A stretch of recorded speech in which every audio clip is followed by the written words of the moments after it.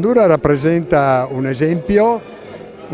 di persona che si è dedicata ad attuare il suo amor di patria,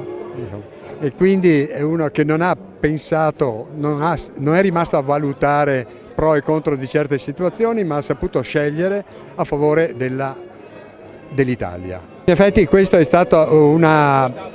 una cosa un po' eccezionale, nel senso che quando le caserme vengono dismesse, le lapidi vengono ritirate dal Ministero, mentre invece in questa occasione, in questa circostanza, abbiamo avuto l'autorizzazione a tenerla nella nostra città, nella città di Alessandro Tandura. È stata un'emozione vedere che la lapide che era nella caserma Tandura, ora dismessa, invece di essere messa in un magazzino lasciata là, l'amministrazione comunale ha voluto affiggerla a una parete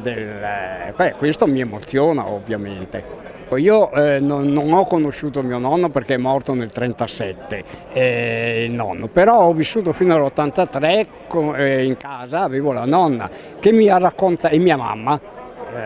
e che mi hanno raccontato di tutto su quest'uomo che era piccolo di statura, dicevano, ma grande in sentimenti e in amore patrio. Ma diciamo che la famiglia Tandura, oltre ad avere la medaglia d'oro Alessandro di cui stiamo parlando, ha un'altra medaglia d'oro in famiglia, il figlio di Alessandro, mio zio Luigino, che dopo la campagna in Russia è entrato nelle file della Resistenza ed è medaglia d'oro della Resistenza. Mia nonna è medaglia d'argento al valor militare della Prima Guerra Mondiale, mia zia Emma è medaglia d'argento al valor militare della Prima Guerra Mondiale e mia mamma della Vittoria